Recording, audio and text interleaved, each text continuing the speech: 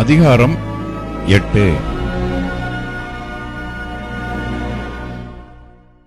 பின்பு கர்த்தராகிய ஆண்டவர் எனக்கு காண்பித்ததாவது, இதோ பழுத்த பழங்களுள்ள ஒரு கூடை இருந்தது. அவர், ஆமோசே, நீ என்னத்தை காண்கிறாய் என்று கேட்டார். பழுத்த பழங்களுள்ள ஒரு கூடையை காண்கிறேன் என்றேன். அப்பொழுது கர்த்தர் என்னை நோக்கி, என் ஜனமாகிய இஸ்ரவேலுக்கு முடிவு காலம் வந்தது, இனி அவர்களை மன்னிக்க மாட்டேன். அந்நாளிலே தேவாலய பாட்டுகள் அலறுதலாக மாறும். எல்லா இடத்திலும் திரளான பிரேதங்கள் புலம்பல் இல்லாமல் எரிந்துவிடப்படும் என்று கர்த்தராகிய ஆண்டவர் சொல்லுகிறார்.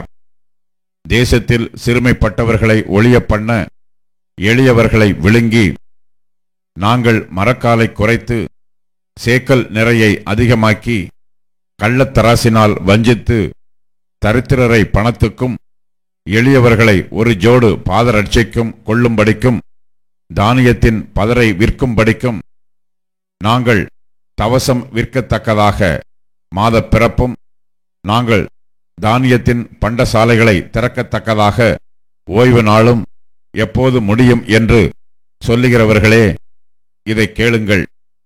அவர்கள் செய்கைகளையெல்லாம் நான் ஒருபோதும் மறப்பதில்லை என்று கர்த்தர் யாக்கோபுடைய மகிமையின் பேரில் ஆணையிட்டார்.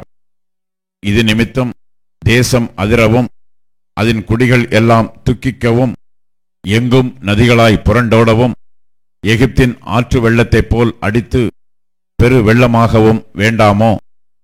அந்நாளிலே நான் மத்தியானத்திலே சூரியனை அஸ்தமிக்க பண்ணி பட்டப்பகலிலே தேசத்தை அந்தகாரப்படுத்தி உங்கள் பண்டிகைகளை துக்கிப்பாகவும் உங்கள் பாட்டுக்களையெல்லாம் புலம்பலாகவும் மாறப்பண்ணி சகல அறைகளிலும் இரட்டையும் சகல தலைகளிலும் மொட்டையையும் வருவித்து அவர்களுடைய துக்கிப்பை ஒரே பிள்ளைக்காக துக்கிக்கிற துக்கிப்புக்கு சமானமாக்கி அவர்களுடைய முடிவாய் கசப்பான நாளாக்குவேன் என்று கர்த்தராகிய ஆண்டவர் சொல்லுகிறார்.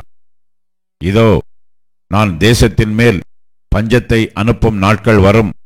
ஆகார குறைவினால் உண்டாகிய பஞ்சமல்ல, ஜலக்குறைவினால் உண்டாகிய தாகமும் அல்ல, கர்த்தருடைய வசனம் கேட்க கிடையாத பஞ்சத்தை அனுப்புவேன் என்று கர்த்தராகிய ஆண்டவர் சொல்லுகிறார்.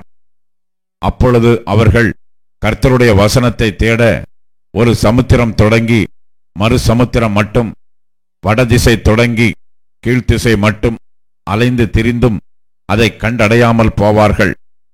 அந்நாளிலே சௌந்தரியமுள்ள கன்னிகைகளும் வாலிபரும் தாகத்தினால் சோர்ந்து போவார்கள். தானே உன் தேவனுடைய ஜீவனைக் கொண்டும் பெயர்சபா மார்க்கத்தின் தேவனுடைய ஜீவனைக் கொண்டும் என்று சொல்லி சமாரியாவின் தோஷத்தின் மேல் ஆணையிடுகிறவர்கள் விழுவார்கள், இனி ஒருபோதும் எழுந்திருக்க மாட்டார்கள் என்றார்.